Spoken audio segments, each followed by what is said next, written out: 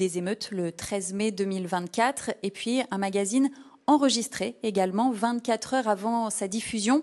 Alors ça signifie que le fameux conclave de Deva qui réunit les différentes mouvances politiques avec le ministre des Outre-mer Manuel Valls à Deva, eh bien il n'est pas terminé. Les discussions se poursuivent pendant encore plusieurs heures et peut-être que ça pèsera sur nos échanges ce soir.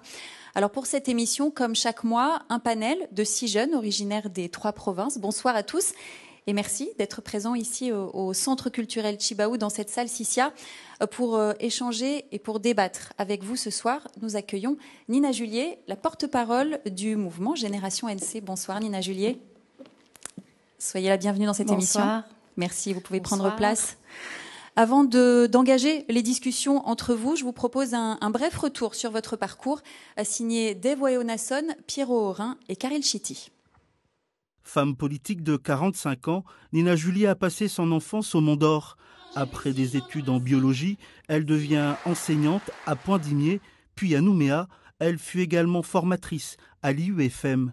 Nina Julier démarre sa carrière politique en 2014. Lors des élections provinciales, elle est élue sur la liste Calédonie Ensemble. Elle fait alors partie de la génération montante des non-indépendantistes.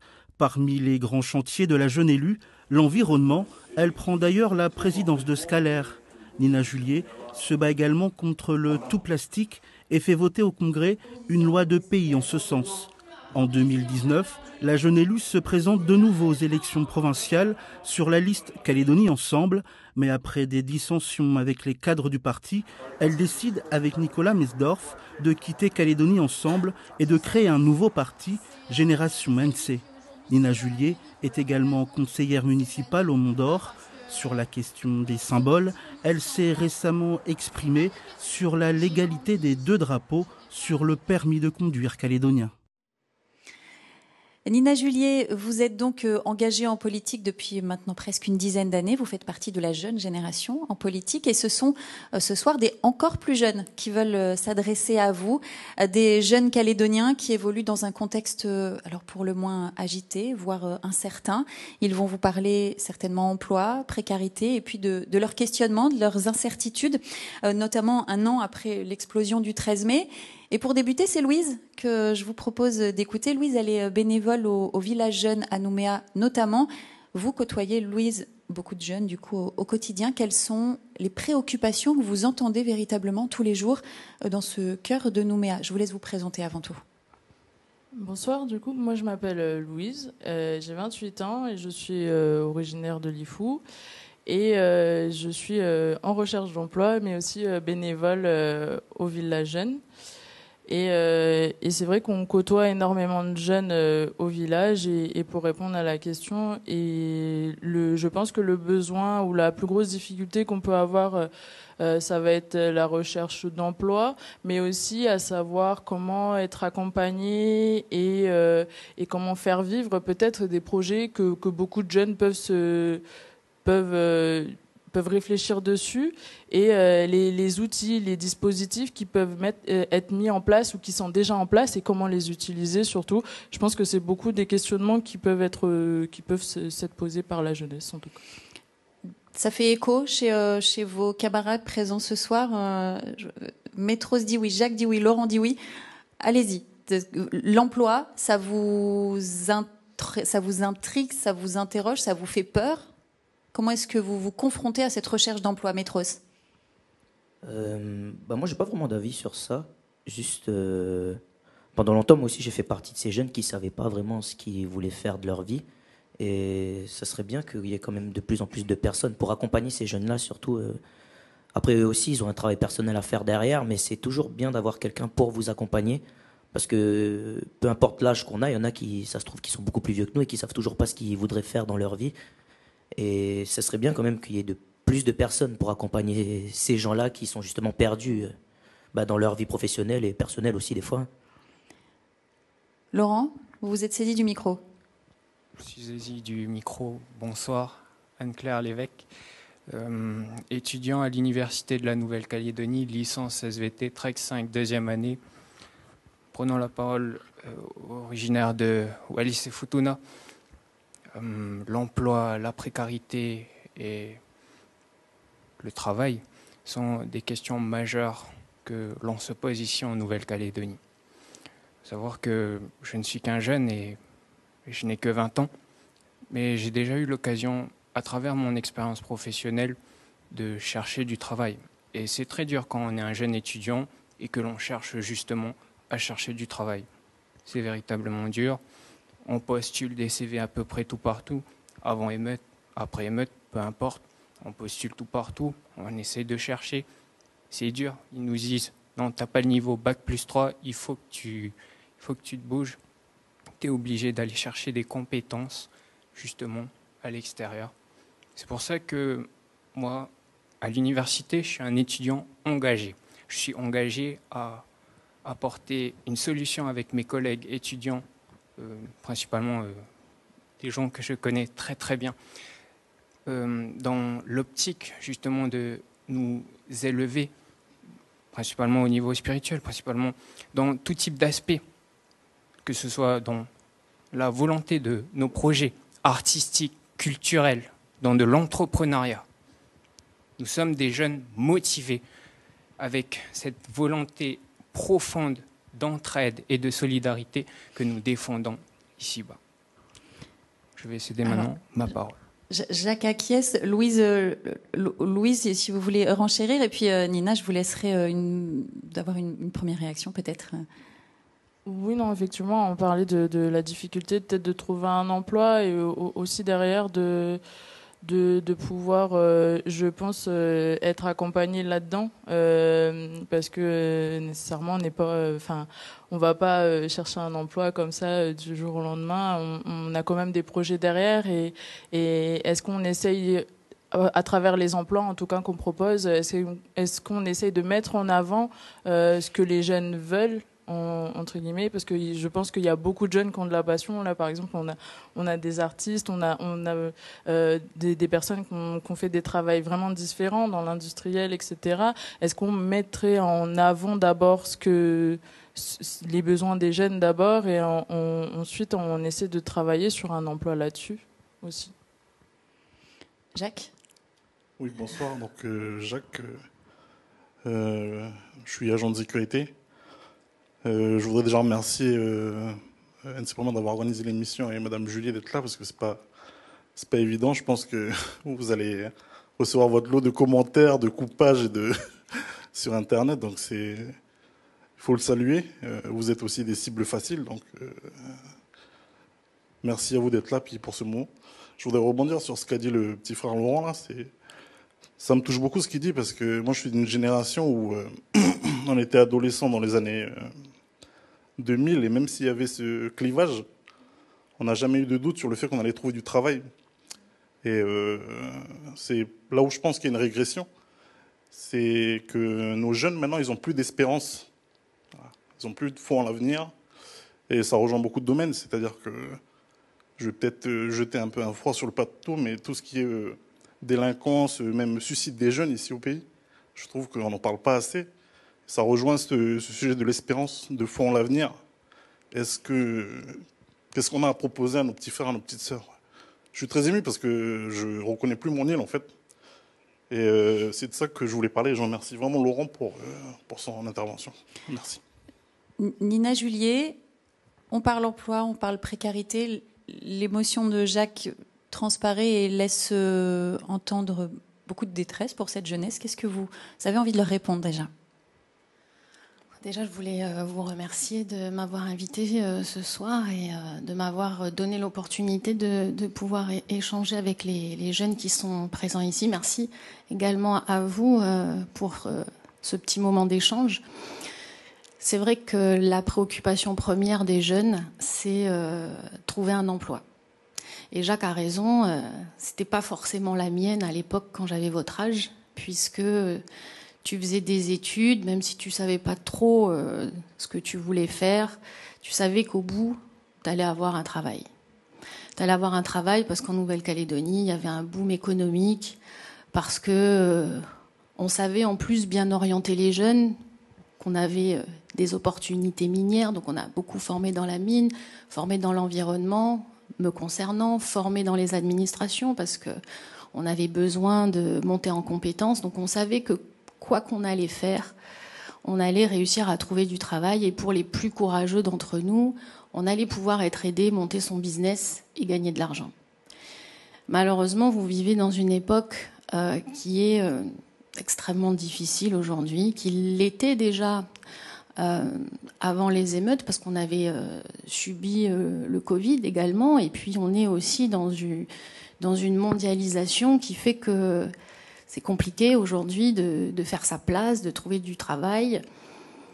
Mais la crise du 13 mai a tout de même rendu les choses encore plus compliquées.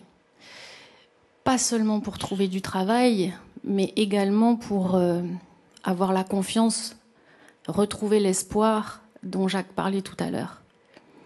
Parce que le principal moteur pour trouver du travail, c'est de créer du travail. Et pour que des gens créent du travail, pour que vous puissiez ensuite postuler derrière, il faut qu'ils aient confiance, il faut qu'ils aient envie d'investir. Et aujourd'hui, clairement, parce qu'il ne faut pas se cacher les yeux, la situation du pays est tellement catastrophique que personne n'a envie d'investir. Personne n'a envie de créer une entreprise. D'ailleurs, les banques ne t'accompagnent pas puisque elles-mêmes, elles ne savent pas si tu vas pouvoir gagner de l'argent et la rembourser. Donc, cette situation elle est extrêmement difficile. Donc, vous savez, pour accompagner les jeunes, finalement, la meilleure chose que l'on puisse faire, c'est d'accompagner d'abord ceux qui créent de l'emploi. Parce que si on accompagne ceux qui créent de l'emploi, ils vous embaucheront derrière. Mais est-ce que ça leur donne un cap aujourd'hui, Nina Julier? Est-ce que ça leur donne des perspectives de se dire, ou d'entendre, on ne s'occupe pas de nous d'abord, il faut d'abord s'occuper des entreprises? Certes, c'est une réalité. Mais là, ce dont ils ont besoin, c'est des réponses tout de suite. Il y a Ismaël qui a envie d'intervenir également. Je vous laisse terminer d'abord. Alors, je termine. Vous voulez trouver de l'emploi. Donc il y a des dispositifs que je ne vais peut-être pas tous énumérer ce soir, mais il y a des dispositifs au niveau de la province sud qui permettent de financer les chefs d'entreprise quand ils embauchent des jeunes. Il y a des aides également pour ceux qui créent des entreprises et des aides qui sont conséquentes. Il y a des aides. Vous êtes élu à la province sud. Voilà, je suis élue à la province sud. On a notamment voté récemment une aide pour que les chefs d'entreprise puissent avoir les salaires des jeunes pris en charge lors des premiers mois de contrat de CDD ou de CDI. Donc on a tout un tas de dispositifs. On a mis en place des chantiers d'insertion. C'est quand même 120 millions chaque année. On a le plan d'insertion provinciale pour ceux qui n'ont vraiment pas de diplôme. C'est 200 millions de francs chaque année. Donc on a tout un tas de dispositifs. Mais sans la confiance, malheureusement, il est très compliqué d'inciter les chefs d'entreprise à investir. Donc malheureusement, j'ai envie de dire, pour répondre à cette question, là, tout de suite, dans l'urgence, c'est une stabilité politique dont on a besoin. C'est une stabilité politique. Malheureusement, votre problème est directement lié à ce qui se passe aujourd'hui et en plus, les jeunes en sont les premières victimes. Donc vous leur dites patience. Il n'y a pas de vision à court terme. Je pense globalement, vous leur demandez de patienter. On va encore en discuter, mais je voulais quand même pas vendre du rêve. Quelqu'un qui viendrait aujourd'hui vous garantir que oui, il y a une formule magique pour que demain on vous trouve de l'emploi, ça serait mentir. Ça serait mentir. Tout le monde a l'œil sur l'actualité et voit bien que les choses sont compliquées et voit bien que depuis le 13 mai, dans une situation 900 entreprises ont été détruites. Un emploi sur 6 a été détruit. 260 milliards de dégâts, c'est énorme. Donc venir ici et leur dire oui, il y a une formule magique pour vous trouver de l'emploi, c'est faux. Je pense qu'ils ne vous croiraient pas de toute façon. Ismaël et Carlène, on ne vous a pas entendu, mais j'imagine... Ce qui ne veut pas dire qu'il ne faut pas avoir espoir, et on va le développer ensuite. Et on va évidemment y venir. Ismaël et Carlène sur ces notions de cap, d'espoir et d'emploi. Alors bonsoir, Ismaël, 24 ans. Moi, je suis à la recherche d'un emploi. Et il y a quelque chose d'intéressant que vous venez d'évoquer, c'est notamment... vous disiez à une certaine époque, on s'orientait un petit peu et on trouvait du travail. Il y a un rapport récemment de la Cour des comptes qui était sorti et qui épinglait justement le manque d'orientation de la part de l'État, qui est quelque chose quand même d'assez fondamental. J'estime, moi, dans mon parcours personnel, ne pas avoir été assez accompagné. S'orienter et arriver à trouver l'emploi que l'on compte occuper plus tard, et puis on est dans une génération où nous, aujourd'hui, on a envie de faire ce que l'on aime et pas ce que l'on peut. Donc ça, c'est une autre variante aussi un petit peu à prendre en compte. L'orientation, c'est ce qui pêche principalement. Moi, j'ai passé mon bac en 2018. J'ai pris quasiment 6 ans pour savoir ce que je devais faire. J'ai bourlingué, j'ai fait du droit, j'ai fait l'IFMNC. Je me suis dit pourquoi pas, j'ai tenté. Mais entre-temps, je perds du temps. Je perds énormément de temps qui moi, me pénalise. C'est une orientation, c'est quelque chose, je pense, qu'on aurait pu penser en amont pour accompagner la jeunesse et ensuite leur offrir une vraie perspective. En Nouvelle-Calédonie, les patentés sont nombreux. Les TPE, les PME sont nombreuses. Des gens qui lancent des projets. Il en a parlé, Laurent. Il y en a plusieurs. Qu'est-ce qu'on fait de ces gens-là? Comment on insuffle ce souffle-là de l'entrepreneuriat auprès des jeunes si l'orientation est défaillante? Et c'est pas la Cour des comptes. Ici, c'est la Cour des comptes à l'échelle hexagonale. Un rapport que je conseille, qu'on peut trouver facilement sur le web. Donc, l'orientation en Nouvelle-Calédonie, vous n'êtes pas en charge de l'enseignement, évidemment. Mais est-ce qu'on peut en parler? Qu'est-ce qu'on en fait de tous ces jeunes? Comment on les accompagne du collège au lycée pour trouver le bac qui nous convient, la formation dans les études supérieures et puis espérer venir sur le marché du travail lorsque celles et ceux aujourd'hui post-émeute. Exact.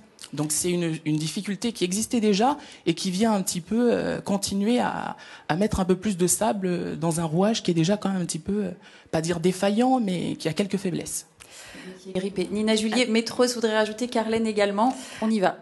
Alors j'ai plusieurs observations par rapport à ce que tu viens de dire, Ismaël. La première, c'est que nous n'allons pas nous défausser sur l'État, sur le problème de l'orientation. C'est vraiment une compétence que nous avons en Nouvelle-Calédonie. Donc si faute il y a, c'est de la nôtre. Ça, c'est la première chose. La deuxième chose, vous disiez, pardon, on va se vous voyez. Ça, c'est... J'ai été prof avant, je tutoyais mes élèves, j'ai l'impression d'avoir mes élèves devant moi, comme quoi vous faites jeune. Tu disais donc qu'on a envie de faire ce qu'on aime et pas ce qu'on peut. Je ne sais pas si aujourd'hui on peut encore se permettre ça. D'abord, il faut savoir que le mot travail, ça ne veut pas dire plaisir. Hein. Le mot travail, à la base, ça veut dire torture. Donc ça veut dire ce que ça veut dire, le travail, c'est pénible. La plupart du temps. Il suffit de demander à tous ceux qui vont à l'école, il y a toujours une matière qu'on n'aime pas. Le travail, par définition, c'est un effort à fournir. Un effort à fournir, c'est jamais très marrant. Si tu arrives à trouver quelque chose qui te plaît, que tu aimes, qui t'épanouit, c'est extraordinaire. Moi, je pense que dans tout travail, dans tout effort, on arrive à un moment donné à s'épanouir. Mais vous avez choisi d'être enseignante. Alors, vous avez pris du plaisir? Je n'ai pas choisi d'être enseignante, mais j'en ai pris beaucoup de plaisir. Bon. Il y a aussi des choix par défaut qui apportent du plaisir dans le travail. Voilà, Soyons positifs. Je voulais être chirurgien et je n'avais pas eu de bourse à l'époque. Je n'ai pu financer mes études et j'ai donc terminé à l'université. Voilà pour le petit parcours. Alors, je voulais terminer, mais c'est vrai que c'est très pessimiste comme vision du travail et de l'emploi, du coup. Non, c'est pas pessimiste. Négatif. C'est pas négatif, c'est la réalité. C'est la réalité. Le travail, ce n'est pas quelque chose de facile, ça demande un effort, c'est difficile par définition. Donc même moi qui étais passionnée par mon métier d'enseignante, qui suis aussi passionnée par mon métier d'élu, ça demande beaucoup de travail, beaucoup d'efforts. Ça coûte personnellement quand on s'investit à fond dans son travail, même quand on l'aime. Donc non, le travail, c'est pas forcément que ce qu'on aime. Parce que si c'est que ce qu'on aime, je vais vous dire, avec le peu d'emplois qu'il y a aujourd'hui sur le marché du travail, ça va être très très compliqué. Donc je pense qu'on ne peut pas voir le travail comme l'exercice de sa passion. Simplement, ceux qui y arrivent, c'est très bien, mais ils sont peu nombreux. Donc aujourd'hui, il y a une nécessité de travailler parce qu'il y a malheureusement, et c'est comme ça le monde moderne, une nécessité de produire de la richesse pour pouvoir s'insérer dans la société, pour pouvoir créer son foyer, pour pouvoir se projeter. C'est comme ça. Maintenant, sur les questions d'orientation, mon père me disait je peux te débrousser le chemin, mais je ne peux pas marcher à ta place. Il y a des dispositifs d'orientation, mais si les jeunes n'ont pas la curiosité de se renseigner, de s'informer, de chercher comme tu le fais aujourd'hui, de chercher ce qui te plaît, personne ne va le savoir pour toi. Donc moi, j'ai envie de te retourner la question. Qu'est-ce qu'on pourrait faire aujourd'hui, puisque tu dis qu'il y a quelques faiblesses dans le système, qu'est-ce qu'on pourrait faire aujourd'hui pour permettre aux jeunes de mieux s'orienter? Moi, j'ai pas la question. Je suis pas dépositaire d'un mandat. Enfin, je suis pas un élu dans une assemblée de province. Et tu peux avoir des idées à partager. Oui, bien sûr, évidemment. Le rôle d'un élu, c'est de porter la parole. Oui, bien sûr. Donc, si vous me communiquez vos idées, oui, bien mon sûr. rôle, c'est de les je pense vraiment promouvoir. Que c'est une dissonance des générations aussi. Je suis convaincue que la passion peut amener du travail, de la création de richesse. Enfin, pour moi, c'est pas non plus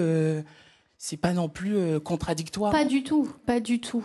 Mais c'est rarement le cas. On a Métros avec nous. Alors voilà, je voudrais qu'on puisse entendre et Carlène. Pour qui c'est le cas visiblement, et c'est génial, vraiment, je suis très contente pour toi. Mais je pense qu'il y en a un certain nombre, et vous le verrez, mesdames qui sont en recherche d'emploi, vous verrez qu'à un moment donné, on a besoin de travailler et on n'a pas le choix. Et il ne faut pas être frustré à ce moment-là. Il ne faut pas être frustré en se disant c'est pas ce que j'avais choisi, c'est pas ce que j'aime. Non, il ne faut pas être frustré parce que malheureusement le travail c'est comme ça, mais le travail derrière va pouvoir te permettre de t'épanouir dans l'associatif, dans tes loisirs, avec tes enfants, avec ta famille. Il y a d'autres pistes d'épanouissement. Carlène, qu'on n'a pas encore entendu, et Métros également qui veut intervenir depuis tout à l'heure. Juste Carlène, avant tout, sur ces questions-là que vous connaissez aussi au quotidien. Alors bonsoir, je vais me présenter. Je m'appelle Carlène. Je suis secrétaire générale. On parlait d'association, donc dans l'association Solidarité RS, qui est née juste à la suite des événements de mai 2024. Je fais aussi beaucoup de choses et actuellement, je suis aussi contrôleuse pour l'ISE, pour le recensement, donc qui est aussi très important en ce moment. Et je suis maman aussi de 2 enfants. Mais concernant la notion de travail, c'est vrai que à l'origine, au niveau lexique, c'est sûr que le travail, c'est pénible, c'est égal. Mais aussi, par rapport au contexte actuel que nous vivons, je pense aussi à opportunité. Au niveau japonais, une crise, c'est égal opportunité. Donc peut-être c'est aussi le moment, parce que c'est vrai que il y a l'année dernière, on a cette notion-là de Calédonien d'être toujours salarié. Je ne vois pas trop d'évolution de mentalité changeante. Et peut-être c'est une opportunité par rapport à cette crise-là de se réinventer, tout simplement investir en soi. Je crois que c'est important. La base pour créer de la richesse, c'est s'investir. De prendre les choses autrement et de devenir entrepreneur. On parlait de confiance en soi, mais surtout investir en soi. C'est la seule valeur qui va créer cette richesse-là et qui va nous pousser à créer des opportunités, une richesse, de la valeur et pourquoi pas de l'emploi.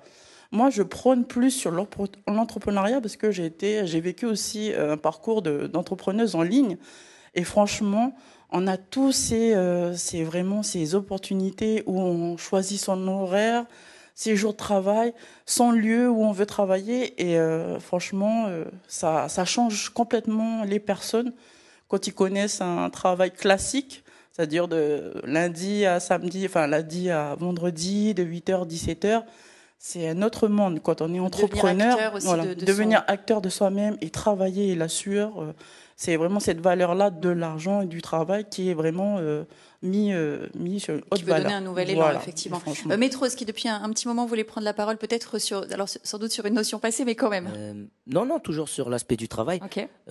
Par exemple, on parle de prendre du plaisir à son travail. Moi, je connais beaucoup qui font le métier qu'ils veulent, mais qui ne peuvent pas en vivre par rapport au coût de la vie et tout. Donc, ils sont réduits à faire un travail qu'ils n'aiment pas, ce qui n'est pas péjoratif du tout, mais ce qui veut dire que, par exemple, des jeunes ici qui font ce qu'ils aiment, mais qui peuvent pas, qui ont du mal à terminer leur fin de mois, vous voyez, du coup, qui sont obligés de déménager vers la métropole, où ils gagnent un petit peu mieux leur vie, parce que, pas forcément mieux gagner sa vie, mais déjà, le coût de la vie est moindre, du coup, ce qui les avantage beaucoup plus.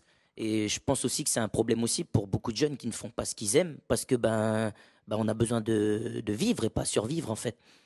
Beaucoup à la fin du mois ont du mal. En plus, il y en a qui ont des enfants ici.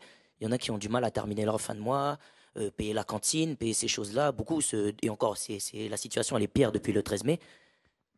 Du coup, on peut pas forcément trouver de solution parce que on a tous besoin de travailler, mais au final, on fait pas le métier qu'on aime parce qu'on a besoin de vivre. Et même en faisant ce qu'on n'aime pas faire, il y en a qui ont encore du mal à en vivre.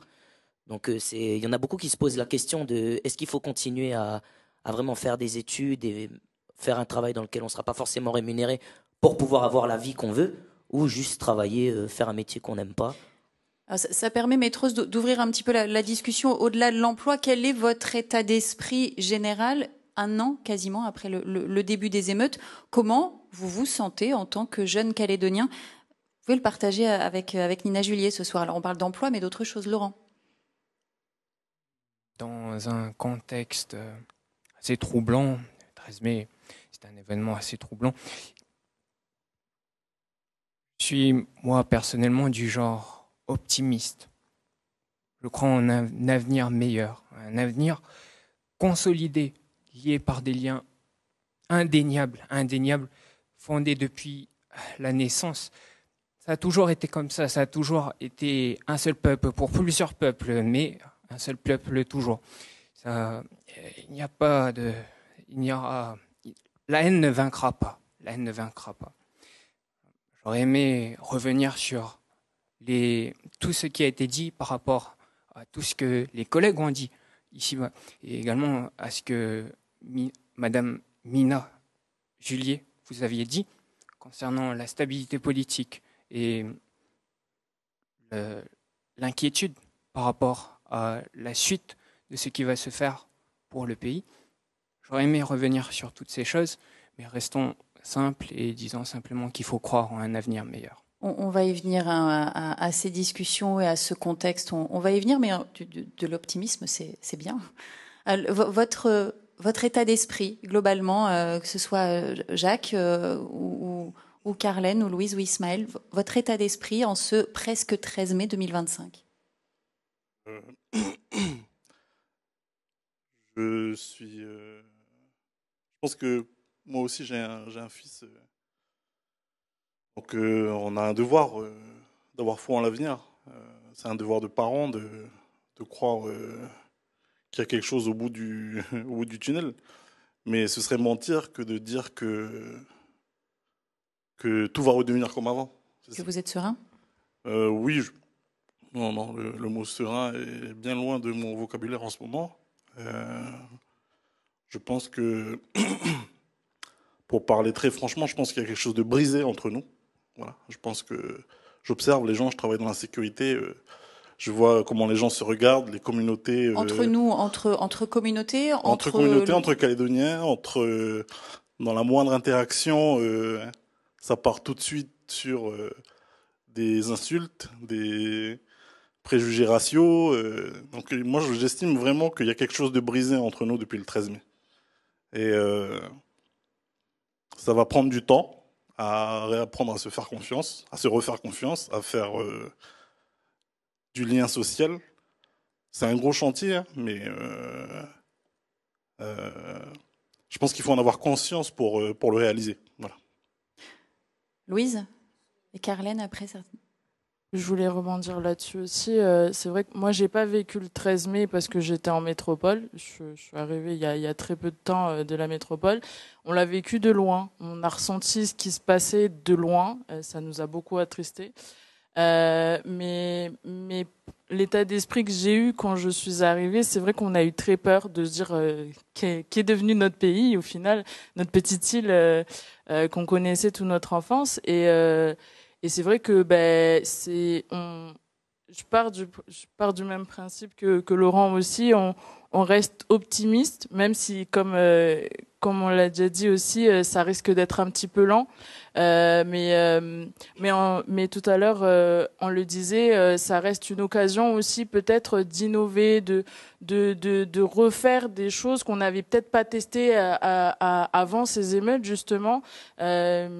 Au-delà de penser à toute cette haine qui a été dégagée, parce que personnellement, dans ce que je suis, je vais pas regarder ça parce qu'on a déjà eu assez de haine, je pense, jusqu'à présent, mais de regarder un petit peu plus sur comment on peut construire et faire les choses ensemble, du coup, et justement, il faudra retrouver cette confiance qu'on a dû perdre entre-temps, et le fait justement de travailler en tant que bénévole dans une association actuellement au village, de cette solidarité, du coup, est née un petit peu quand même si on la voit pas concrètement énormément. Très rapidement, Carlène, cette solidarité, vous la vivez à Rivière-Salée. Est-ce qu'il s'est là aussi, quelque chose s'est brisé et comment on reconstruit? Question également pour Nina Julie après. Alors ça c'est sûr, il y a quelque chose qui s'est brisé par rapport aux événements de mai 2024 et Solidarité est née juste à la suite de ces événements. Il a fallu sortir de notre quartier pour qu'on s'entraide déjà à l'intérieur parce qu'on était enclavés pendant 3 semaines. Donc à marcher à travers les carcasses de voitures, cette violence-là, cette délinquance-là. Et donc, nous, les Vailleux encore présents actuellement, il a fallu aider le quartier. Parce que on est le plus gros quartier de Nouméa, Rivière-Salée. On compte entre 8 et 10 000 habitants, donc ça fait beaucoup. Et donc, voilà. Aujourd'hui, est-ce que c'est un peu apaisé? Totalement apaisé. Je pense que notre travail sur le terrain, en fait, la notion du terrain est très importante. Donc ce travail que nous avons mené et qu'on mène encore actuellement aujourd'hui, je pense que ça pèse beaucoup. En fait, c'est un soulagement auprès de la population, des habitants. Et il y a quelque chose on crée de la richesse, on crée des choses, des ateliers. On a mis en place le marché de Rivière-Salée. Il existait le marché de Rivière-Salée, mais le fait de faire d'une autre configuration, qu'on a voulu mettre en place. Élan aussi. Et franchement, c'est notre illustration de notre marché de Rivière-Salée, c'est carrément le vivre ensemble. Il faut venir. On a du foncier à Rivière-Salée, on a un parc vraiment fabuleux. Et pendant des années, moi, je suis juste à 100 mètres du parc et pendant 10 ans, je n'y allais même pas au parc. Et grâce à nos actions de terrain, à l'association qui a mis en place on va laisser le marché, voilà. En tout cas, c'est le quartier revit aussi. Le quartier quelque chose sort de la crise. Voilà, c'est ce que vous nous avez dit tout à l'heure aussi. Et on reste toujours optimiste. Oui, je pense. Enfin, c'est même pas je pense, je suis persuadée que quelque chose a été brisé. La confiance, les espoirs, ça a disparu avec le 13 mai. Moi, je fais partie de la génération politique qui n'a pas connu les événements. Et mon engagement politique, comme je viens du milieu de l'enseignement, j'ai beaucoup aussi œuvré dans le milieu associatif pour les jeunes, il est clairement pour l'avenir, pour le vivre ensemble.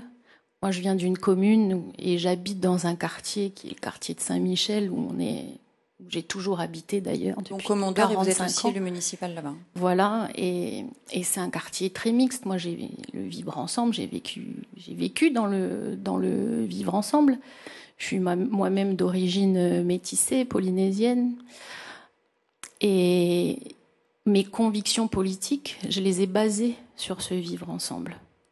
À tel point que je fais partie de celles qui, avant le 13 mai, avaient proposé la suppression des provinces parce que je pensais que nous étions assez matures pour redistribuer les cartes, remélanger les partis politiques pour qu'il n'y ait plus de clivage indépendantiste, non indépendantiste, et qu'on élise à la tête du pays un Calédonien. J'en étais là dans ma réflexion. Et malheureusement, le 13 mai, comme beaucoup de Calédoniens, je me suis sentie attaquée. Je me suis sentie trahie. Et ensuite, j'ai eu l'impression d'être une mendiante, d'aller mendier de l'argent. Pour permettre d'aider les gens qui en avaient besoin, pour essayer de trouver des budgets pour les collectivités. Et la violence, elle a été telle pour tellement de Calédoniens, la violence psychologique, parce que la trahison, ça fait, je crois, encore plus mal finalement que les violences physiques, que ça va être très dur à reconstruire ce lien. Je suis profondément surprise de voir l'optimisme de nos jeunes, et quelque part, c'est bien, c'est très très bien, parce qu'en plus, vous êtes optimiste alors que ceux qu'on a vus casser sur le terrain, c'était des jeunes. Vous l'êtes aussi optimiste. Et je vous vois optimiste et je suis très surprise et c'est bien. Et vous l'êtes ? Mais ça va être très très difficile. Je ne vais pas dire que je suis toujours de nature optimiste, mais là, ça serait mentir de dire que je suis sereine et que ça va bien se passer. Je suis optimiste sur un point, c'est le plan économique. Donc tout à l'heure, on a parlé des difficultés, mais vous savez, On est dans une région du monde où tout va se jouer dans les 30 prochaines années. On a à côté de nous les pays qui ont la plus forte progression de PIB. On a le Japon, on a l'Inde, on a l'Australie, on a la Nouvelle-Zélande. Et nous, on est en plein milieu.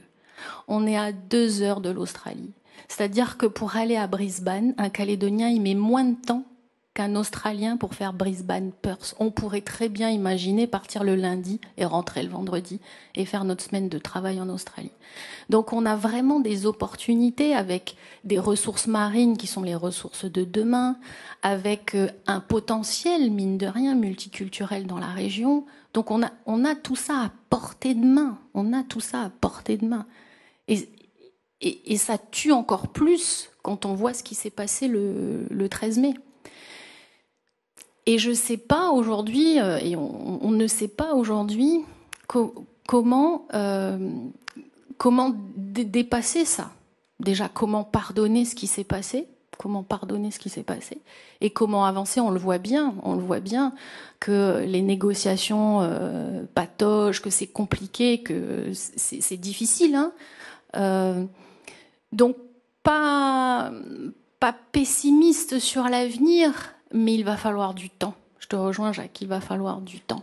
Et malheureusement, c'est les jeunes qui vont en pâtir. Parce que vous n'avez pas le temps, c'est là maintenant votre vie, c'est là maintenant que vous voulez construire un foyer, que vous voulez investir, etc. Et malheureusement, nous, pour se refaire confiance, il va nous falloir du temps. Et je veux dire une dernière chose sur ce qui s'est passé le 13 mai, au-delà des violences. Ce qui a été questionné, c'est notre modèle de société. Parce que il y a clairement des gens qui n'ont pas accepté de perdre les élections et qui ont choisi de manifester par la violence leur souhait de renverser le pays. Et ça remet en question la démocratie. Ça remet en question la démocratie. Si on accepte ça, si on accepte que la violence l'emporte et que ceux qui ont tout cassé gagnent, c'est quoi le pays demain ? C'est quoi le pays demain ? Le pays demain, c'est la question actuelle qui se joue dans les discussions, dans les négociations. Alors, vous tous, les jeunes, vous parlez de votre quotidien. Et puis, il y a ce qui se passe au-dessus, ce qui se passe dans d'autres sphères, ce qui se passe dans des conclaves. Et c'est très lié. Et c'est très lié, bien évidemment. Et ce conclave, alors je le rappelle, il est en cours à l'heure où on enregistre cette émission. Mais c'est une actualité qui vous intéresse. Vous avez même commencé à en parler. Alors c'est une actualité qui vous intéresse avec passion pour certains, avec certainement désillusion pour d'autres. On va commencer avec Ismaël, par exemple. Vous vous intéressez, on l'a déjà bien compris, à l'actualité, quelle qu'elle soit, de ce pays, et notamment à l'avenir institutionnel et à toutes ces discussions. Pessimiste ou optimiste alors que ces discussions sont toujours en cours? Alors avant de répondre, j'aimerais rebondir sur ce que vous disiez, Nina Julier. Vous parliez d'un Brisbane-Nouméa pour aller travailler une semaine. Alors ça me surprend un peu quand on sait l'engagement que vous avez pour l'environnement et la position que vous aviez adoptée aussi sur le moratoire de 50 ans qui a été étendu. Nicolas Mesdorf, votre président, parlait d'une virginité. On souhaitait s'acheter une virginité environnementale. Alors, le moratoire, c'est sur l'exploration des grands fonds. Oui, c'est sur l'exploration des grands fonds. Merci que je n'ai pas voté. Oui, évidemment. Mais votre président, qui fait partie du parti Génération NC... Il n'a pas voté non plus. Oui, non, mais ce que je veux dire, c'est que c'est le discours qu'il a tenu en parlant de s'acheter une virginité. Parce que, en tout cas, ce que disait Ismaël, c'est que le parallèle était assez rigolo. Et voilà. Le poids, en tout cas, le poids de comment on appelle ça, de CO2 serait important sur ces allers-retours. L'empreinte carbone. Bref, parlons de la politique pour l'instant. L'empreinte carbone, c'est ça. Exact. Parlons de cette actualité politique qui se joue et qui est centrale. Vous l'avez dit, Nina Julier, et tout le monde le sent. Alors, je ne dirais pas que je suis pas de nature très optimiste, je suis plutôt pessimiste, mais j'ai pas envie de dire que je suis pessimiste, parce qu'il faut tout de même être un petit peu optimiste pour la Calédonie et pour la jeunesse, mais ça m'inquiète un petit peu, parce que on l'a entendu, il y a eu les violences du 13 mai, il y a eu des déchirures un petit peu profondes sur le plan politique, ça reste quand même encore un petit peu compliqué. Je suis même pas sûr que ce soit le terme employé. Je pense qu'il y a vraiment une prise de distance entre les non-indépendantistes ou loyalistes, c'est comme on veut, et les indépendantistes en face. Aujourd'hui, les indépendantistes défendent l'idée d'une indépendance quasiment quoi qu'il en coûte. C'est ce que Christian Théin disait le 26 avril en ouverture du congrès du FLNKS. Les loyalistes défendent un projet de fédéralisme interne, donc avec une espèce d'idée d'hyperprovincialisation, même si c'est pas le terme qui a été employé par Sonia Backès. Elle le réfute d'ailleurs un petit peu, c'est pas du tout la même chose. Et vous, en plus, à Génération NC, vous défendez, si je ne dis pas de bêtises, un projet politique et institutionnel qui prône une réunification calédonienne, donc un projet pour une Calédonie une et indivisible. Ça paraît un petit peu cocasse. Du coup, quelle est la question, Ismaël, au final? Quel est le positionnement de Génération aujourd'hui? Ça, on le connaît un petit peu, mais bon, ça date de 2022. La mise à jour a été faite en 2022 sur votre site internet, donc je suppose qu'une mise à jour sera faite ou pas. En tout cas, voilà, mise à jour très certainement en direct. Exactement, Ismaël, c'est ce que je disais tout à l'heure. Avant le 13 mai, on était pour une Nouvelle-Calédonie une et indivisible parce que on croyait au vivre ensemble. On croyait On croyait qu'on allait se mélanger. On croyait que les 3 référendums étaient derrière nous. Non, clairement, avec le 13 mai, là, oui, j'ai du mal à y croire. Beaucoup de mal à y croire. Et je me dis qu'aujourd'hui, ça n'est clairement pas possible parce que moi, je ne veux pas vivre dans une société où c'est le plus fort qui commande. Ça, c'est pas ma vision des choses. Donc la disparition des provinces, c'est plus... La disparition des provinces n'est plus du tout à l'ordre du jour parce que le pari, c'était de supprimer les provinces, d'avoir une recomposition du paysage politique et puis des partis politiques classiques, droite, gauche, centre, et puis celui qui gagne, il gouverne, et puis voilà. Mais là, s'il n'y a plus le vivre ensemble, du coup, s'il n'y a plus le vivre ensemble, moi je ne fais pas confiance à ceux qui vont gagner les prochaines élections dans un modèle où il n'y a plus de province, parce que je veux pas que celui qui gagne, il gouverne la Nouvelle-Calédonie avec la force et la violence. Donc ce modèle de société, moi je n'en veux pas. Et le 13 mai a remis ça en question. Moi j'ai toujours défendu le drapeau commun. Moi je voulais que la poignée de main devienne la fête de la citoyenneté du pays. Moi, j'ai l'impression d'avoir fait ce travail-là. Moi, j'ai pris des négociations. Du coup, vous attendez quoi? Moi, j'ai pris à la lettre le préambule de l'accord de Nouméa. Le futur, c'est le temps de l'identité dans un destin commun. Moi, c'est ça que je voulais pour la Nouvelle-Calédonie. Les discussions qui ont cours aujourd'hui pour la stabilité politique du pays et pour relancer l'économie, il nous faut un accord. Parce que tu peux pas jouer à un jeu quand t'as pas les règles. Tu peux pas investir dans un pays quand tu sais pas comment il va fonctionner. Tu peux pas acheter une maison, tu peux pas te dire je vais faire des enfants alors que tu sais pas de quoi demain est fait. Donc il nous faut un cadre. Il nous faut un cadre.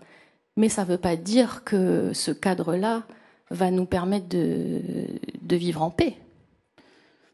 Une stabilité politique pour le réinvestissement économique, ça veut pas dire qu'on va éviter encore les affrontements et la trahison. Donc on peut avoir un accord politique, mais qui nous garantit aujourd'hui qu'on va vivre en paix? Moi, c'est la question que j'aimerais poser aux responsables de la CCAT. Est-ce que vous me garantissez demain que vous allez plus m'attaquer? Moi, c'est cette question-là, c'est pas à moi qu'il faut la poser. C'est eux qui détermineront si... C'est pas nous qui allons attaquer, c'est eux qui nous ont attaqués. Donc, pour le coup, là, les jeunes ne sont pas de la CCAT. Je répondais à votre question. Et puis c'est le FLNKS. Mais tout à fait. Mais du coup, vous attendez, malgré tout, vous attendez quoi? Et vous attendez quoi de ces discussions? Parce que ça a l'air très, pour le coup, très pessimiste. Et moi, vous, qu'attendez-vous de ces discussions? Pardon. Nina Julier, finissez, je vous en prie. Moi, je vous ai dit ce que j'attendais de ces discussions. Hein. Bon, je reprends Ismaël, et puis, si quelqu'un veut parler. Et puis Laurent, et je crois que tout le monde, Carlène, Jacques. Bon, je parle rapidement. Moi, j'aimerais surtout savoir sur quoi est-ce que vous êtes d'accord aujourd'hui. Bon, on a compris que la rupture était un petit peu consommée. Aujourd'hui, vous êtes d'accord sur quoi concrètement avec les indépendantistes? On évoque à plusieurs reprises tout ce qui, enfin les distensions et ce qui vous éloigne les uns des autres. Sur quoi aujourd'hui vous êtes d'accord? Sur quoi on peut continuer encore à s'appuyer pour peut-être croire, continuer du moins à croire, parce que c'est ce qui se dit là, à se vivre ensemble, même si vous n'y croyez plus. Comment on fait quand l'organe politique ne s'entend plus et qu'en Calédonie on continue tout de même à se côtoyer, à se fréquenter? On a l'impression que le politique c'est un outil qui nous embête un petit peu, quoi. C'est un gros caillou dans notre chaussure. Nina, est-ce qu'on peut garder la question et juste entendre Laurent et Jacques? Et on garde bien cette question. Sur quoi vous pouvez ou vous êtes d'accord encore aujourd'hui? Laurent. Savoir que dans mon discours de tout à l'heure, j'ai souligné mon authenticité et ma volonté profonde d'un optimisme. Parce que je suis de nature comme ça, j'ai toujours été comme ça. Même si on me fait de la violence, c'est bon. Mais je connais la profonde souffrance et je ne suis pas aveugle des trahisons, de tout ce qui a été fait. Ça existe.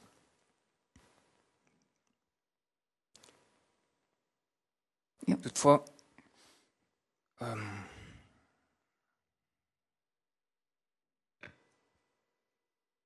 c'est très dur d'en parler ici et d'en caractériser les mots. C'est sans vouloir.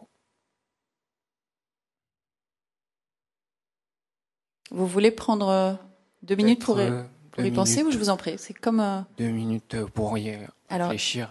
Jacques, juste à côté, voulait aussi intervenir. Oui, mais déjà, je comprends l'émotion du petit frère de Laurent. C'est pas évident de parler comme ça en public. Par rapport au conclave, là, je vais essayer d'être franc sans être méchant. Franchement, non, j'en attends pas grand-chose. Hein. Déjà, le mot conclave, je trouve ça un peu ridicule. C'est quoi, ça a un rapport avec le Vatican La référence au conclave, effectivement, à Rome et au Vatican, tout à fait. Parce que c'est pas des cardinaux qu'on en a là-bas. C'est pas. Enfin, je pense qu'il n'y a rien à attendre d'eux, honnêtement. Je pense que la solution, elle est là. Elle est dans la jeunesse du pays, dans la façon à elle de se réinventer, parce que y a des responsabilités plus grandes que d'autres, mais je sais pas, j'ai vécu toute cette séquence-là, et de s'affronter sur les mémoires, sur les symboles des uns des autres, et ensuite parler de vivre ensemble, où on est, chacun passe d'un discours outrancier à l'autre, j'arrive pas trop à comprendre. Donc ce sont des techniciens, ce sont des gestionnaires, mais ce ne sont pas des hommes politiques ou des femmes politiques à mon sens. Voilà. Jean-Marie Tjibaou, c'était un homme politique. Le vieux Lafleur, c'était un homme politique. Là, franchement, ouais, la comparaison, elle est un peu dure. Quoi. C'est quoi vous sentez quoi? Une forme d'hypocrisie dans la politique aujourd'hui? Peut-être même une forme de duplicité. Hein. Je sais que le terme, il est violent, mais qu'est-ce qu'on a à attendre d'eux, honnêtement? Ces gens-là, on les voit à la télé depuis 20 ans. Quoi. Est-ce qu'ils vont nous ressortir autre chose que ce qu'ils nous ont sorti avant? Pas tous, hein, pas vous, Madame Julie, mais... Je suis contente d'être là ce soir, comme ça au moins. Non, mais... enfin, Et de ne pas être au conclave. Ouais. Alors, Laurent veut reprendre la parole, Carlène aussi. Malgré tout, Nina Julie, je vais vous laisser répondre à Ismaël qui disait... qui vous demandait sur quoi vous êtes d'accord aujourd'hui. Juste une petite phrase pour répondre à Jacques. On a les élus qu'on a choisis. Les élus qui sont au conclave aujourd'hui, dans un camp comme dans un autre, c'est ce qu'on appelle la démocratie, c'est ce qu'on appelle les élections. S'ils sont là-bas, c'est que des gens ont validé leurs convictions, les ont choisis pour les représenter. J'ai jamais remis en cause leur légitimité. Hein. Ça, c'est pas ce que je dis. Je dis que après tout ce qu'ils nous ont fait traverser ces 20 dernières années, c'est comme une fille qui vous trompe 20 fois et que vous lui refaisez confiance. Il y a un problème dans votre esprit, quoi. Je veux dire, la métaphore est un peu bizarre. Ouais, mais... Évidemment, je suis pas d'accord avec ça. Je pense qu'il faut pas mettre tous les élus dans le même sac. On sait qui est responsable du 13 mai. Alors pour le coup, on ne fait pas ce procès-là, même si forcément ça fait partie de l'actualité, bien évidemment. Et puis quand même, c'est des discussions qui sont extrêmement difficiles. Hein. C'est des discussions qui sont extrêmement difficiles, extrêmement dures. Vous vous rendez compte du sujet. On choisit si demain on sera français ou si on ne le sera plus, alors que ceux qui ont voté ont décidé de le rester. Pour répondre à Ismaël tout à l'heure qui disait les loyalistes, les non-indépendantistes, vous prenez ça, vous prenez ça, vous prenez ça. Non, nous on veut le respect de la loi. La loi elle dit, t'as voté 3 fois, le résultat du vote il s'applique. Tu joues un match de foot, allez, on va dire voilà, on a un match de basket, 3 contre 3. Voilà. Et ben il y a l'équipe de gauche là, faut qu'elle gagne 3 fois le match pour avoir le trophée. Alors que votre équipe, 1 fois ça suffit. Parce que le terrain, c'est votre terrain depuis des millénaires. Et puis, avant de commencer le match, on vous dit « Ah non, mais en fait, il y a des joueurs en face, là, ils peuvent pas jouer, parce qu'on peut pas les inscrire. » Donc les 3 matchs, c'est 2 contre 3.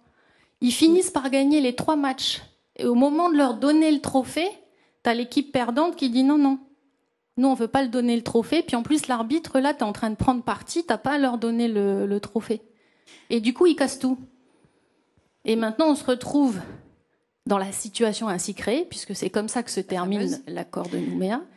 Et on doit discuter sur cette base-là. Donc, forcément, c'est dur. C'est difficile. Mais alors, vous parlez des 3 référendums qui sont dans l'accord de Nouméa. Les 3 référendums. Vous avez compris la métaphore. Les 3 ont eu lieu. De l'autre côté, le 3e est remis en cause. Non, mais ce que je veux dire, c'est que la rhétorique des 2 côtés, on la connaît. Elle est établie. Et à partir de là, les discussions sont engagées. Donc la question d'Ismaël, pour le coup, revient de manière tout à fait légitime. Sur quoi est-ce que il y a possibilité encore aujourd'hui d'être d'accord et du coup de trouver un accord global, de trouver un document à signer en commun pour la Nouvelle-Calédonie?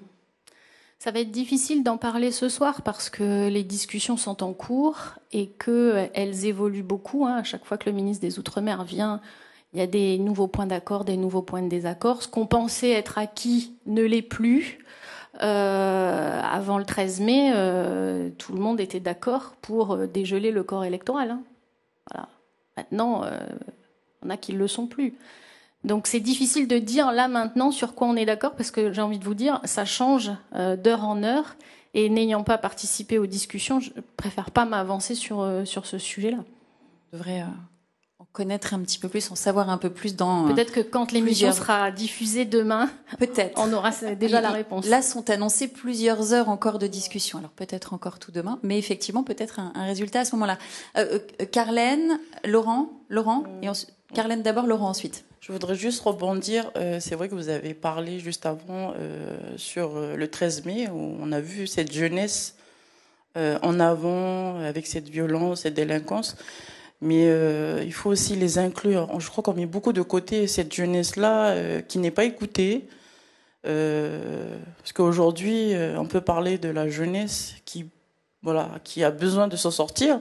Mais si la jeunesse, elle n'est pas écoutée à la base, c'est compliqué de prendre un avis d'une jeunesse parce que n'oubliez pas que la jeunesse, c'est ceux de demain, c'est eux qui vont construire ce pays-là, qui vont continuer. Et donc, il y a ce côté de jeunesse qui est oublié, qui n'est pas prise en compte. Moi, je trouve aussi la notion de politique au niveau académique, elle n'est pas bien représentée en Nouvelle-Calédonie. Il y a beaucoup de jeunes qui tout simplement ne s'intéressent pas à la politique, alors que franchement c'est quelque chose que toute personne doit connaître, au moins la base. Mais voilà, c'est grâce à la politique qu'on fait des changements au niveau du pays. Donc il faut quand même, c'est un domaine intéressant et qu'il faut aussi peut-être faire intéresser aussi les jeunes qui sont en manque de notions politiques et surtout les inclure. Moi je vois plus des plateformes populaires.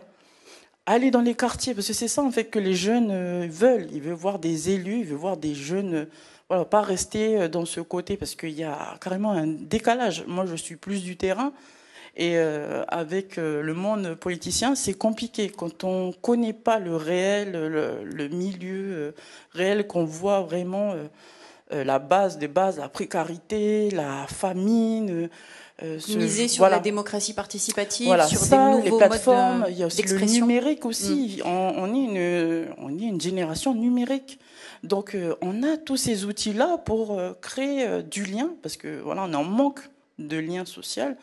Et je pense que si on crée ce lien social, on peut retrouver confiance et inclure cette jeunesse-là qui a été oubliée pendant des années et qui n'a jamais levé un mot ou qui a manifesté. Et voilà, suite aux événements... Laurent souhaitait s'exprimer, puis Louise également. Je vais utiliser des mots forts et très puissants parce que les termes que je vais employer pourraient mettre mal à l'aise certaines personnes ici présentes sur le public. L'hypocrisie concernant la politique. Mettez des gens vrais, s'il vous plaît. Arrêtez de mettre des élus qui ont des maisons à droite, à gauche et qui font du grand n'importe quoi quand ils reviennent sur le pays. Mettez des gens qui sont forts de conviction, qui sont forts dans le mental et qui sont aptes à poursuivre véritablement ce qu'ils pensent et qu'ils ont envie de poursuivent véritablement ce qu'ils disent et ce qu'ils font avec leurs actions. Les actions sont cohérentes. La parole, c'est le privilège. La parole, c'est le privilège. Donc, la parole et l'action, ce sont des choses qui doivent suivre. Mettez des gens comme ça, s'il vous plaît.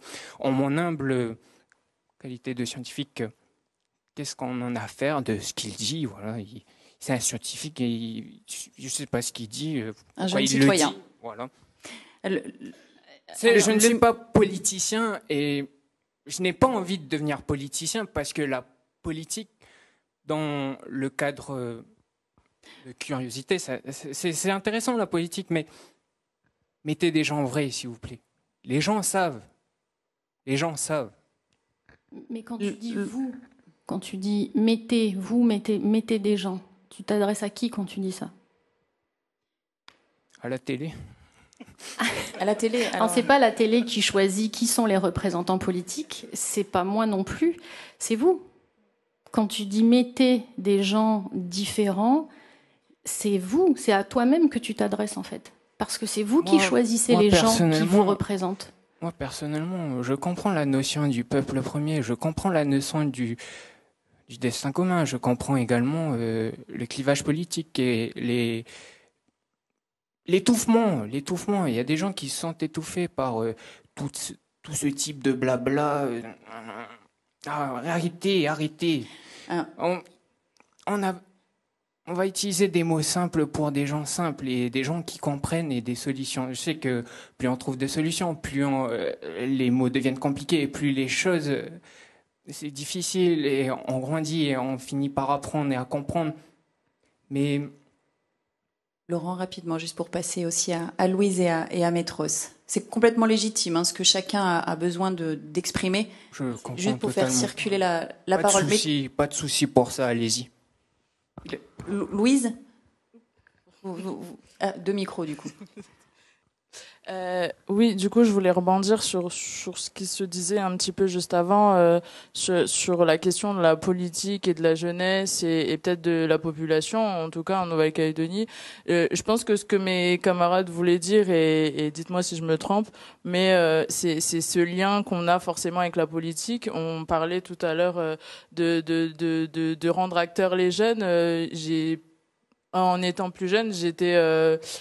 au congrès de la jeunesse calédonienne, j'ai fait partie du conseil de la jeunesse de Dambéa, j'ai le conseil de vie lycéenne aussi de mon lycée à l'époque, et c'est des institutions, des outils qui ont été mis en place pour la parole des jeunes, pour qu'on puisse justement construire quelque chose, et derrière ça, la question c'est comment on les met en avant, justement parce qu'on met un piédestal. Moi personnellement, j'ai participé à tout ça, mais ça m'a pas forcément donné goût à cette politique-là, de m'y intéresser un peu plus, parce qu'au final je me suis retrouvée dans un autre aspect, du coup le métier que je forge aujourd'hui, mais je me suis pas retrouvée dans cette politique. Je pense qu'il n'y a pas ce lien entre c'est impossible de mettre les gens sur le même piédestal, parce qu'évidemment on a des responsabilités, les politiciens ont une responsabilité un peu plus haute, peut-être une grosse responsabilité par rapport à nous citoyens. C'est un peu gros de le dire, mais c'est un peu une réalité. C'est difficile de se mettre sur le même piédestal, mais je pense que si on fait un petit effort sur les deux côtés aussi, c'est peut-être d'essayer de ramener nos jeunes aussi sur ce côté-là, et de se dire vous avez la parole, certes par des institutions, mais derrière, qu'est-ce qu'on en fait de ce que vous dites? Est-ce qu'on met en place ces projets-là? Parce que je me rappelle, à l'époque, au congrès de la jeunesse calédonienne, on avait énormément d'idées. Comment on les construit? Comment on les coordonne? Parce que, évidemment, on a beaucoup de projets, mais comment on les met en place sans forcément être trop dans l'abus? Enfin, c'est ces questions-là, je pense aussi, le discours et l'action. C'est ça. D'avoir quelque chose de cohérent et quelque chose qui... C'est de laisser la parole aux jeunes, certes, mais comment accompagner aussi derrière, de pouvoir mettre en place parce qu'on parlait de aimer son métier, etc. tout à l'heure, justement, s'ils proposent des choses dans ce genre d'institution-là, c'est peut-être parce qu'ils aiment cette chose-là. Donc maintenant, en tant que mentor, parce qu'on avait des tuteurs à l'époque de politiciens, comment on les mentore justement derrière, accompagne ces jeunes-là, parce que moi personnellement, c'est pas ce que j'ai ressenti et pas ce que j'ai vu à cette époque. On a dû se débrouiller entre leur place. Mais le problème, c'est qu'on est encore jeune.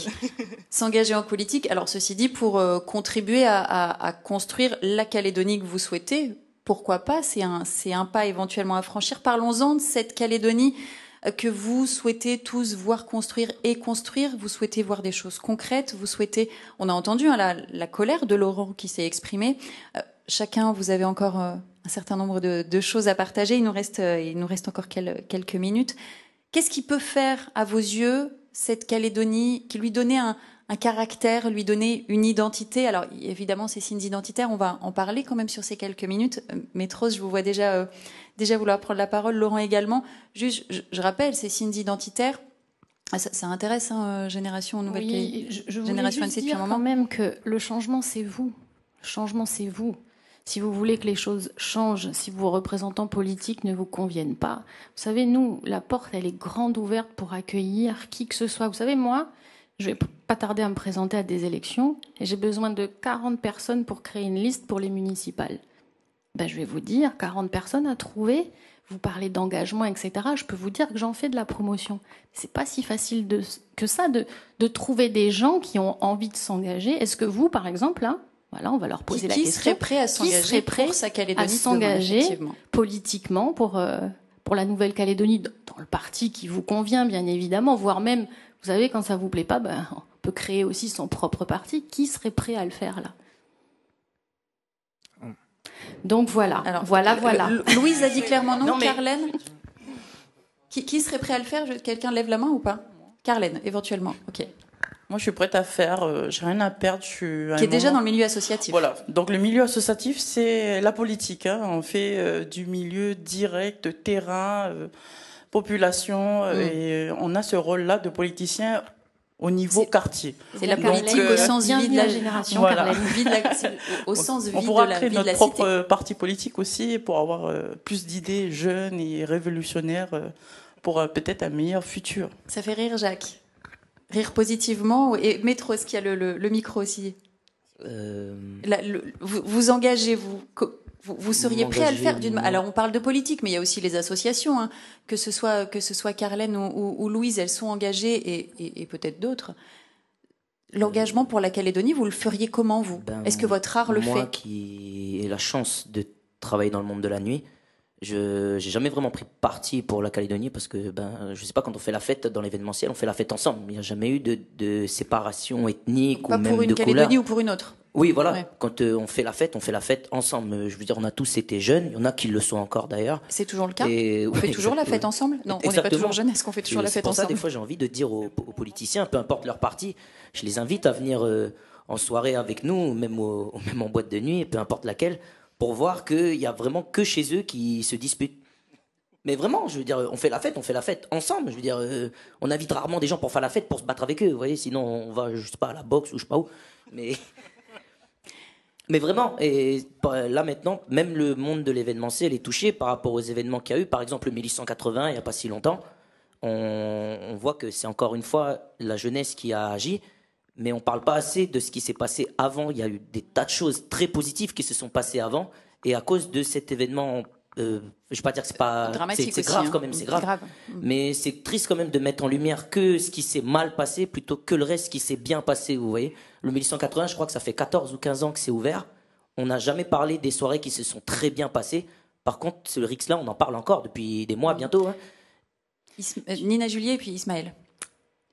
Vous avez raison quand vous dites que, en fait, la grande majorité des jeunes, ils sont à votre image. Ils ont de la volonté, ils veulent réussir, ils s'intéressent au pays, ils s'investissent dans les associations. Et même ceux qui aujourd'hui cherchent de l'emploi, j'en suis persuadée, vont réussir. Ça se sent, ça se voit.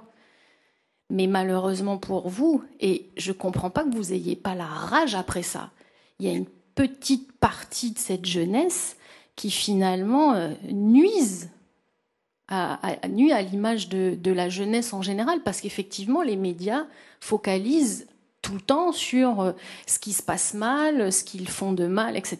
Et finalement, ça nuit à toute l'image de la jeunesse. Alors là, tout le monde est là ce soir, pour le coup. Mais qu'est-ce qu'on leur dit, malgré tout, à cette jeunesse qui... On n'a pas dit qu'on est d'accord avec ce qu'ils ont fait. Hein. Ah, mais bien sûr. Mais voilà, ça fait mal au cœur, parce qu'effectivement, ces jeunes qui cassent tout, qui alimentent... Bon, ils étaient nombreux le 13 mai quand même, hein, on compte jusqu'à 10 000 personnes quand même, hein, c'est pas rien. Mais au-delà de cet événement, effectivement, les jeunes, ils réussissent très bien.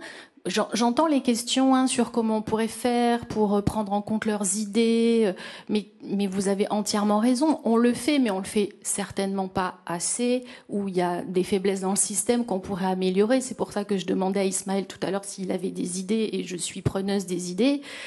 J'ai créé à la province sud ce qu'on appelle le forum développement jeunesse et développement durable. Je ne sais pas si certains d'entre vous y ont participé. L'objet, c'était ça. Quels sont vos projets? Comment on vous accompagne pour les mettre en œuvre? Donc on a des dispositifs d'accompagnement, certainement pas assez, mais j'ai envie de dire, celui qui a la volonté d'y arriver, il va y arriver. Il va y arriver. Et malheureusement, il y a une petite partie de cette jeunesse qui est en déshérence. Je suis pas d'accord quand on dit qu'on les écoute pas. Je suis pas d'accord avec ça. Moi, je pense qu'il y a un problème qui est beaucoup plus profond et qui n'est pas lié aux institutions, à l'enseignement, etc. Je pense que c'est au niveau des familles, c'est au niveau de l'éducation, c'est au niveau de l'amour au sein des foyers qu'on apporte à ces enfants-là. Nina Julie, on est bien d'accord évidemment, il ne s'agit pas de généraliser. Il y a évidemment des choses qui se sont exprimées. Vous exprimez, vos points de vue. Et surtout, on entend cette envie d'avoir une Calédonie. Alors j'aimerais quand même, sur les quelques dernières minutes, que vous nous évoquiez ce qui peut, pour vous, symboliser la Calédonie aujourd'hui. Comment on peut montrer une Calédonie? On a commencé à évoquer les signes identitaires. Et c'est un dossier qui a été porté par Génération NC. Vous avez voulu en 2020 rouvrir le dossier du drapeau commun. C'est une vraie question. Aujourd'hui, vous le portez sur la question du permis de conduire, avec ces deux drapeaux, le drapeau du FLNKS, le drapeau français. Alors déjà, est-ce que sur cette question-là, avec le permis, est-ce que c'est le bon combat sur la question du drapeau? Et vous, qu'est-ce que vous en pensez de ce drapeau? Est-ce qu'il faut un drapeau? Est-ce qu'il faut autre chose pour symboliser une Calédonie? Nina Julie, d'abord rapidement sur le drapeau, est-ce que c'est le bon combat finalement sur le permis? Avant le 13 mai, le combat, il était pour un état de droit. Il y a eu l'accord de Nouméa. Il nous reste 5 minutes, juste pour... L'accord de Nouméa, qui a une valeur juridique, qui était très claire. Les signes identitaires doivent être adoptés par 3/5 des élus du Congrès, soit 33 élus sur 54. Ça n'a pas été le cas du drapeau. Moi, je souhaite que la loi soit appliquée sur ce point-là, parce que les symboles, c'est extrêmement important. Et quand on voit aujourd'hui que la justice nous a donné raison et que le membre du gouvernement ne veut pas, en charge du transport, ne veut pas respecter la décision de justice, ça remet encore une fois en question l'état de droit. Est-ce qu'on vit encore dans une société où on respecte la loi? Moi, je ne veux pas de cette société-là. Effectivement, mais restons sur le symbole. On ne va pas refaire le débat. Vous parlez de Gilbert Fillenon, il n'est pas là ce soir. C'est un sujet très important, la société dans laquelle on veut vivre. Vous savez, tous les pays ne sont pas démocratiques. Tous les pays ne sont pas des pays de droit. Donc ça, c'est un combat important. Et ensuite, il y a le symbole. Effectivement, moi, je respecte le drapeau du FLNKS.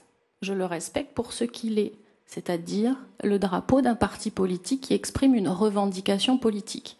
Je ne partage pas cette revendication, mais je respecte ce drapeau parce qu'il est le drapeau d'un parti politique. Sauf que ce drapeau, il a été brandi pendant cet épisode de haine et de violence. Et j'ai entendu même que certains appellent à célébrer cet épisode de violence en sortant encore ce drapeau. Donc au-delà de l'aspect juridique, il y a aussi maintenant ce drapeau qui symbolise pour moi, voilà, le 13 mai, la haine et la violence. Alors, je me tourne vers les jeunes. Vous voulez un autre drapeau? Vous voulez un drapeau pour la Calédonie? Il faut le chercher aujourd'hui. Pour vous, c'est important ou pas? Laurent et Jacques. Moi, je voulais revenir sur le symbole. On a fait trop de drapeaux. Il y a eu trop de drapeaux. Il y a eu trop de changements. Faites une nouvelle poignée de main. Une nouvelle poignée de main avec des gens qui connaissent leur terre. L'autre, il vient de France. L'autre, il vient de Kanaki. Les deux, ils se voient.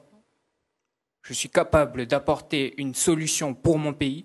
L'autre qui dit, d'accord, je te laisse, tu peux y arriver. Une poignée de main plus forte qu'un drapeau. Bien sûr. Et l'entraide et la solidarité, bien sûr. Et avec respect et humilité. Jacques et Carlène. Pour partir de ce que vient de dire Madame Julie et ce qu'a dit Laurent et sur votre idée d'un pays de demain, je pense que il y a une notion dont on parle peu, qui est nécessaire au vivre ensemble, c'est le civisme. Et qu'est-ce qu'on peut attendre d'une société où chacun insulte, manque de respect aux symboles des autres en face? J'ai une anecdote, je ne sais pas si on a le temps, mais j'étais président d'une association en France, et j'ai un petit frère caldoche qui m'a fait un geste coutumier. Voilà. Quel début d'échange j'aurais pu avoir si j'avais rigolé, parce que je le considérais comme pas légitime pour faire un geste coutumier. Ce qui me montre là, c'est qu'il a une éducation, qu'il sait que c'est important pour moi, pour ma culture. Il offre un espace d'échange. Et ça aurait été clos si j'avais ri. Et je pense que c'est quelque chose que nos responsables politiques doivent comprendre, c'est que les accords, et je minimise pas ce qui est en train d'être fait, mais c'est le civisme qui fait... parce que les accords, ça change pas les mentalités et ça réforme pas les comportements. Voilà, c'est ça que je voulais dire. Carlène, très rapidement, et c'est Nina qui conclura. Alors, c'est pas l'avenir, c'est pas un drapeau qui va nous sauver de là. Donc, moi, j'ai pas cette notion de drapeau, mais plus cette notion de solidarité, de penser à un avenir plus heureux, vers l'optimisme. Je pense que c'est les actes qui parlent que un sujet identitaire comme le drapeau. Moi, je crois qu'il faut remettre les choses vers les priorités actuelles que être basé que sur une guéguerre de drapeaux. Nina, c'est juste un truc vite fait. Je trouve ça contradictoire parce que toutes les mairies en Nouvelle-Calédonie lèvent ce drapeau-là. Et là, juste sur ce document officiel, il faut l'enlever. Et après, moi, j'ai une autre question pour ceux qui ont ce nouveau permis avec ces deux drapeaux. Ils ont payé un timbre à monde, mais c'est-à-dire que ça va devenir caduc si la loi est appliquée, parce que il est déjà caduc. Il est caduc. Mais voilà, il y a des choses. Dans un sujet d'actualité, le mot de conclusion en quelques secondes, Nina Julier.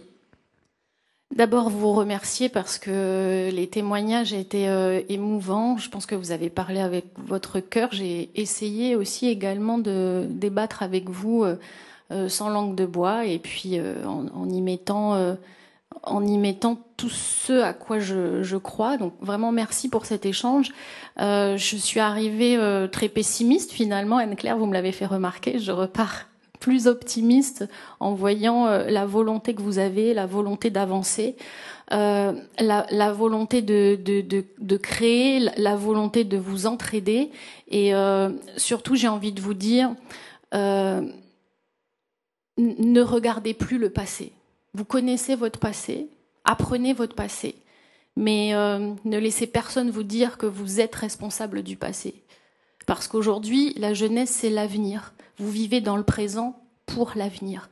Et il faut se détacher des chaînes qu'on peut avoir ou qu'on essaye de nous accrocher, des boulets qu'on essaie de nous accrocher en nous faisant porter la responsabilité de ce qui s'est passé avant. Non, là maintenant, ce qu'il faut, c'est être heureux, parce que des gens heureux, ça vit ensemble dans la paix. Merci Nina. Non, je suis désolée Ismaël, c'est absolument plus possible. On a déjà dépassé le temps. Mais en tout cas, merci pour ces échanges. Exactement, on va continuer. Merci pour ces échanges à bâton rompu entre vous tous. Merci Nina Julier de vous être prêtée à l'exercice et d'avoir confirmé que vous seriez l'année prochaine de la course à la mairie du Mont d'Or. Merci à vous tous de nous avoir suivis. Rendez-vous le mois prochain pour un nouveau numéro de Sans Concession. Et d'ici là, belle soirée sur La Première.